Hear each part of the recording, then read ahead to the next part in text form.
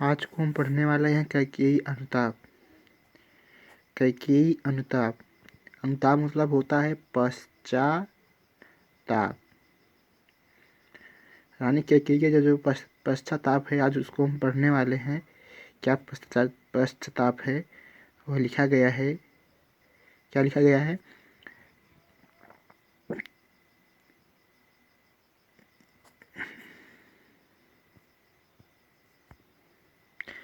तदंतर बैठी सभा उठज के आगे, नीले बितान के तले दीप बहु जागे। टकटकी लगाए नयन सूर के थे वे, परिणाम उत्सुक उन भय आतुर के थे वे। उत्फुल्ल करौदी कुंज वायु रह रह कर करती थी सबको पुलूक पुर मह मह कर। वह चंद्रलोक था कहाँ चांदनी वैसी, प्रभु बोले गिरा गंभीर नीर निधि जैसी। तदंतर बैठी सभा उठज के आगे, यानी कि इसके बाद बैठी सभा, यानी कि एक बार सभा बैठी हुई थी, विफल हो गई, फिर दोबारा सभा बैठती है। कहाँ बैठती है? कुटिया के आगे। नीले बितान, बितान मतलब होता है समियाना, यानी कि नीले समियाना के तले दीपक जलाए गए स्वयं के प्रकाश के लिए। टकटकी लगाए हुए देवतागण देख रहे थे। क्या देख रहे थे? परिणाम उत्सुकुन भय आतुरों के थे। वो परिणाम को लेकर डरे हुए थे। किस बात से डरे हुए थे? क्योंकि कहीं ऐसा न हो जाए राम भरत के बतिया मानकर वन से अयोध्या वापस लौट जाए। अगर ऐसा हुआ तो फिर काल रवड़वा तराश करत रही। इस बात से डर रहे थे। कौन? देवतागण डरे रहे थे इस बात से। उत्फुल्ल करौदी कुंज वायु रह कर करती थी सबको पुलूक पूर्ण मह मह कर। वह चंद्रलोक था कहाँ चांदनी वैसी, प्रभु बोले गिरा गंभीर निरनिधि जैसी। उत्फुल्ल यानी कि पुष्प से लदे हुए करौदी के झाड़ियों से वायु रह रह कर आती थी, सबको आनंदित और सबको आनंदित और आनंदमय कर देती थी। वह चंद्रलोक था और ऐसी चांदनी कहाँ होगी, यानी कि सायंकाल की संध्या है और वह चंद्रमा के आश्रम सभी लोग बैठे हुए हैं और ऐसी चांदनी कहाँ होगी? प्रभु बोले। प्रभु मतलब कौन? श्री राम बोलते हैं। यहाँ पर सर्वनाम यूज किया गया है प्रभु, राम के स्थान पर। तो प्रभु बोलते हैं गंभीर वाणी से। कितना गंभीर? समुद्र जैसे गंभीर वाणी से प्रभु राम समुद्र जैसे गंभीर वाणी से बोलते हैं। क्या बोलते हैं? हे भरत भ्रद अब कहो अभिप्सित अपना, सब सजग हो गए भंग हुआ ज्यों सपना। हे भरत भरत यानी कि हे सर्वश्रेष्ठ भरत, तुम अपनी इच्छा को कहो। सब सजग हो गए, सब चेतन हो गए। ऐसा हुआ कि मानो जैसे उनका सपना बिखर गया, यानी टूट गया हो, भंग हो गया। फिर भरत कहते हैं हे आर्य रहा क्या भरत अभिप्सित अब भी, मिल गया कंटक राज्य उसे जब तब भी। हे आर्य, हे श्रेष्ठ, भरत अब भी अभिप्सित रह गया होगा। भरत के मन में अब भी इच्छा रह गई होगी। जिसको संपूर्ण राज्य मिल गया हो, अयोध्या का चक्रवर्ती सम्राट बना दिया गया हो, उसके मन में अब भी इच्छा रह गई होगी। और तुमने अरण्य मतलब जंगल में पेड़ की छांव के तले बसेरा मिल गया और रह गया अभिप्सित।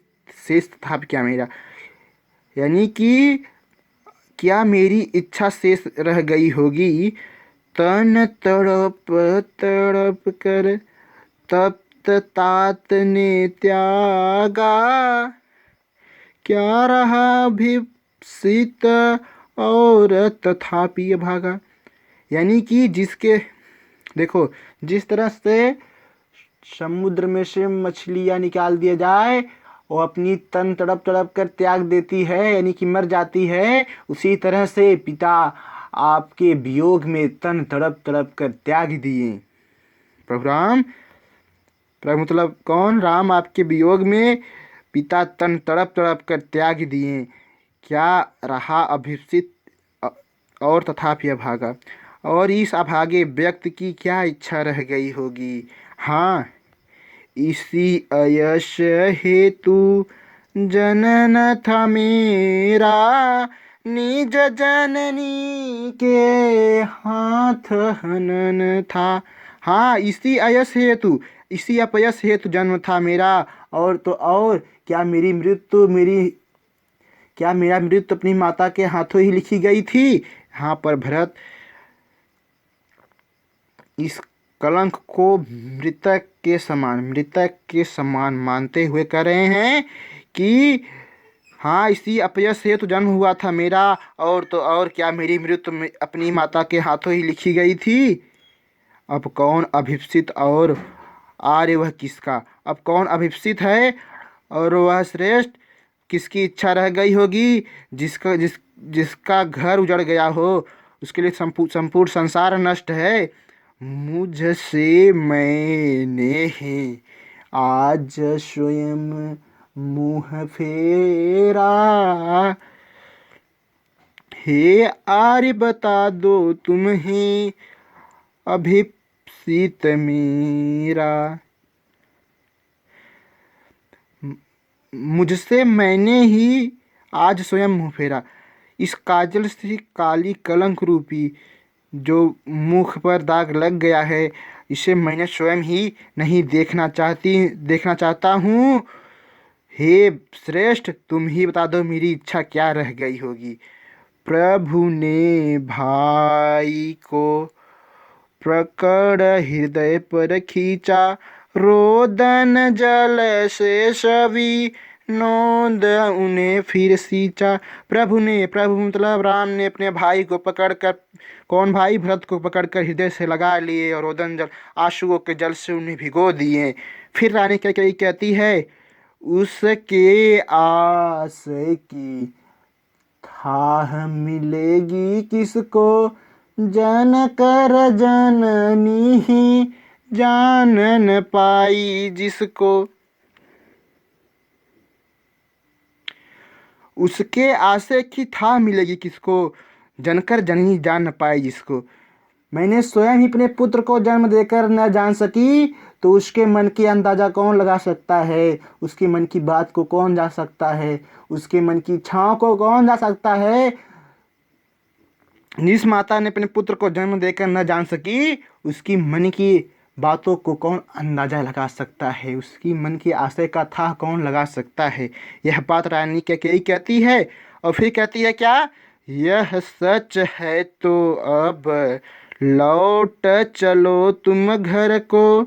यदि यह सच है तो तुम घर लौट चलो। चौके सब सुनकर अटलक के ईश्वर को। और सभी लोग अचानक रानी कैकेयी की ओर देखते हैं। नहीं, चौके, और सभी लोग चौंक उठते हैं रानी कैकेयी के अटल स्वर को सुनकर। और चौंक उठते हैं और सबने रानी कैकेयी की ओर अचानक देखा। वैधव्य तुषार वृथा यथा विधु लेखा, वैधव्य तुषार वृथा यथा विधु लेखा। और वह विधवा नारी जिसके हाथ पांव में कोई आभूषण नहीं था, वह श्वेत साड़ियों में ओस की चादर से ढकी हुई थी, बैठी थी अचल तथापि असंख्य तरंग, असंख्य तरंगों वाली विचारधारा वाली रानी कैकेयी स्थिर होकर बैठी हुई थी। वह सिंहनी अब थी हाँ गोमुख गंगा। वह सिंहनी अब गोमुख गंगा जैसी समान और पवित्र बैठी है। सिंहनी मतलब कौन? रानी कैकेयी। जब राजा दशरथ युद्ध के लिए जाया करते थे, तब रानी कैकेयी भी उनके साथ जाया करती थी युद्ध लड़ने के लिए। कहती थी कि जो मेरे प्रिय को पसंद है वह मुझे भी पसंद है। तो राजा दशरथ के साथ रानी कैकेयी भी युद्ध के लिए शेरनी की जैसी जाया करती थी और दहाड़ती थी। उसी हाँ, जन कर भी मैंने न भरत को जाना, सब सुन ले तुमने स्वयं अभी यह माना। यह सच है तो तुम फिर लौट चलो घर भैया, अपराधीन मैं हूँ तात तुम्हारी मैया। देखो, रानी कैकेयी कहती है, हाँ, मैंने स्वयं ही अपने पुत्र को जन्म देकर ना जान सकी, यह बात सब सुन ले। मैंने ही नहीं, यह बात स्वयं प्रभु राम ने माना है और यह सच है तो घर लौट चलो भैया, अपराधीन मैं हूँ तात तुम्हारी मैया। भरत अपराधी नहीं है, भरत अपराध नहीं किया है, अपराधीन मैं हूँ तात तुम्हारी मैया। भरत ने कोई अपराध नहीं किया है और यदि यह बात सच है तो घर लौट चलो। यह बात रानी कैकेयी कहती है।